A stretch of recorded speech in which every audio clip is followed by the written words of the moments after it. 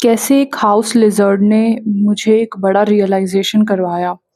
सो मैं जो रूम में पढ़ती हूँ उस रूम में अ, हमेशा से एक लिज़र्ड थी जो कि एक दीवार से दूसरी दीवार जाती थी।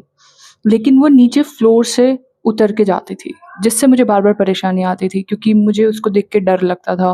अ, थोड़ा चिड़चिड़ापन महसूस होता था क्योंकि उसकी स्किन और उन सबको देख के। तो मुझे अच्छा नहीं लगता था और वो बड़ी थी।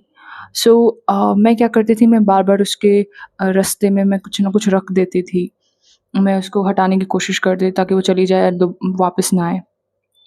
मैंने ऐसा कई बार किया। इवन मैंने वो पीकॉक की फ़ेदर जो है वो मैंने रख दी ताकि वो वहाँ पे आए ना। और ये 2-3 मंथ्स चला। मुझे जो 3 मंथ बार-बार मैं जहाँ मेरा फ़ोकस वहीं पे चला जाता था, वो लिज़र्ड के एरिया पे कि वो कब दिखेगी एंड ऑल। एक दिन मुझे ऐसे ही रियलाइज़ हुआ कि अम, इसके रास्ते में, ये मेरे रास्ते में नहीं आ रही है, मैं इसके रास्ते में आ रही हूँ, ये मुझे परेशान नहीं कर रही है, मैं उसको परेशान कर रही हूँ। मुझे रियलाइज़ हुआ कि वो तो कभी मुझे परेशान करती ही नहीं है, वो उसको जब दिखता है कि मैं उस पे ध्यान नहीं दे रही हूँ, तो वो फटाक से भाग के चली जाती है।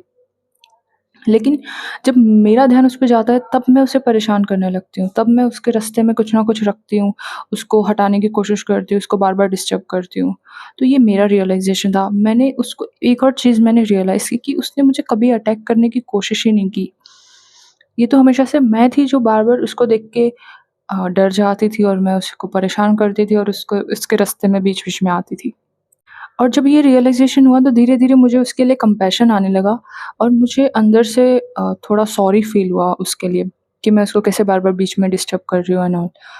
और उसकी आँखों में मुझे थोड़ी-सी इनोसेंस दिखने लग गई कि जब उसकी आँखों में देखती हूँ तो पता चलता है कि वो बहुत इनोसेंट है। उसके दिल में कुछ है ही नहीं, वो तो मेरे से डरी हुई है।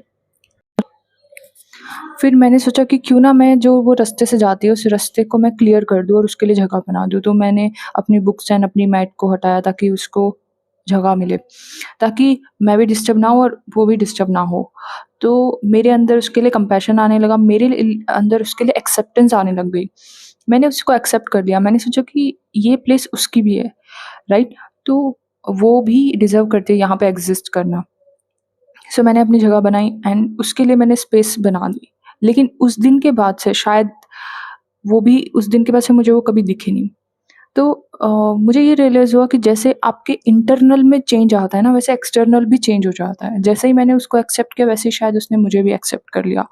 जैसे ही मेरे अंदर का जो वर्ल्ड है वो चेंज हुआ, वैसे ही बाहर का जो वर्ल्ड है वो भी चेंज हो गया।